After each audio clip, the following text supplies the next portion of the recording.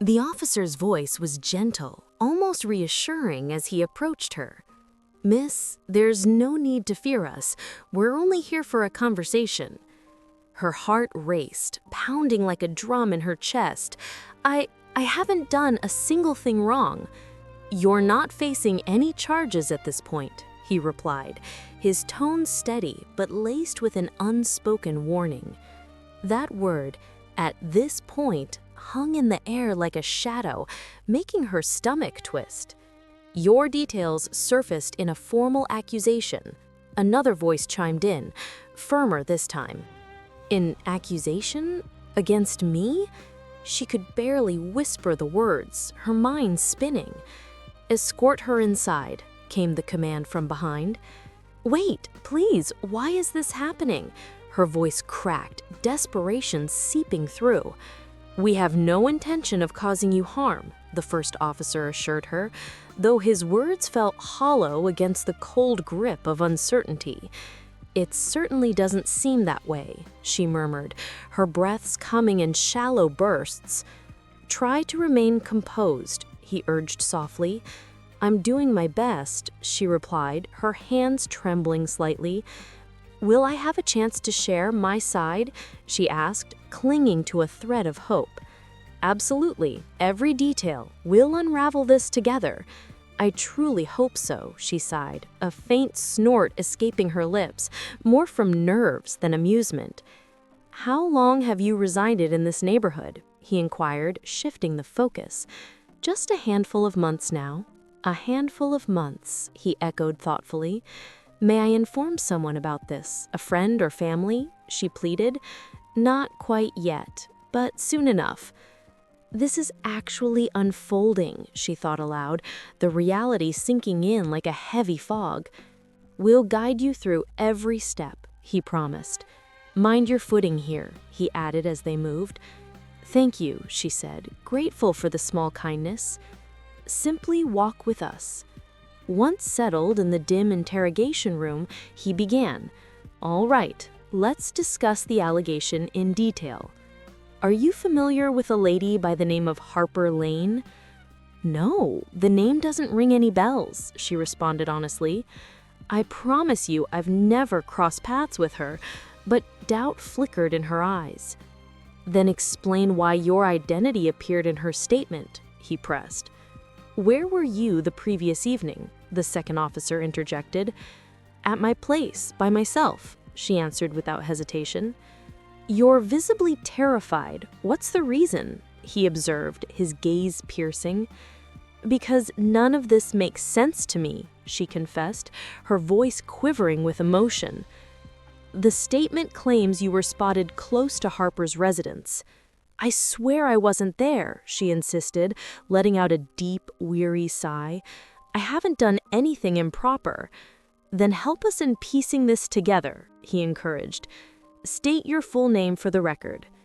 "Arya Collins." "Walk us through your day. Work, then straight home?"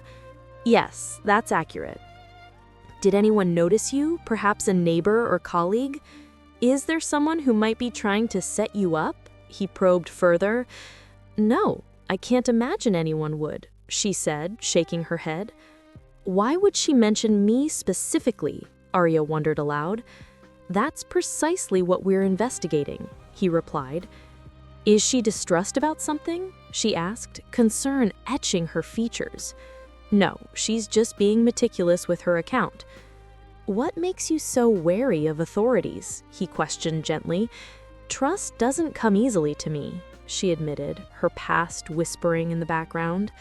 "Harper's description matches your appearance quite closely."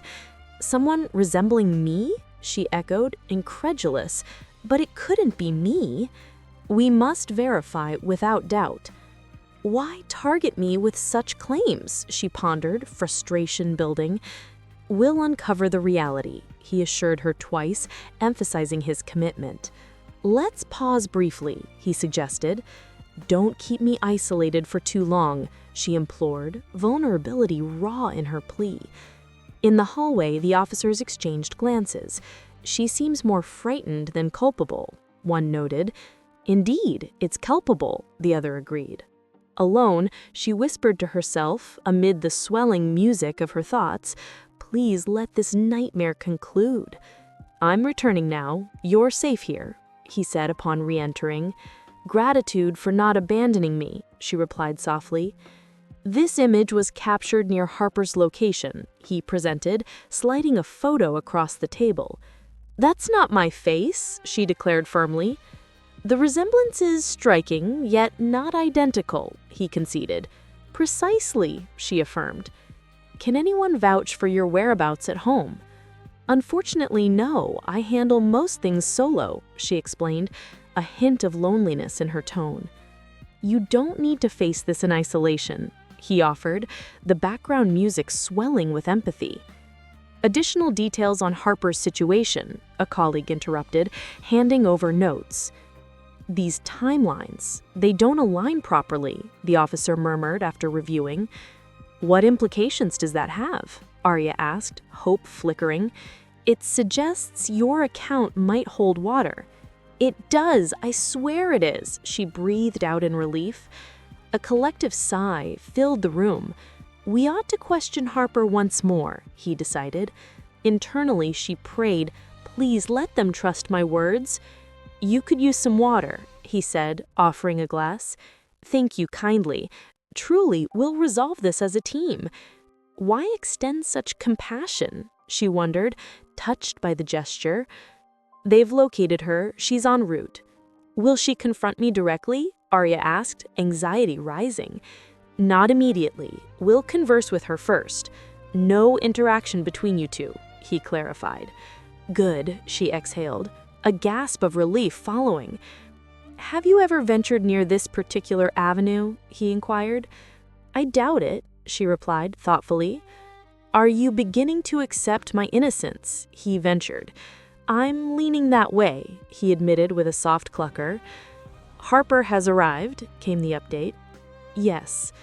Please pursue the facts diligently," she urged. In the adjacent room, the interrogation intensified. "We have evidence placing you there, Harper. Just confess the events." "I've repeated it. I have no knowledge of it," Harper protested. "Your narrative has inconsistencies again," the officer pointed out. I must have misrecalled," she stammered. Perhaps the tide is turning, Arya thought, sensing a shift. Her explanations are riddled with gaps, clear signs of deception. "Your profile doesn't match the proofs," the officer told Arya. "Thank you, oh, thank you," she repeated, tears welling up. "You're cleared to depart. I can hardly fathom it," she gasped, overwhelmed.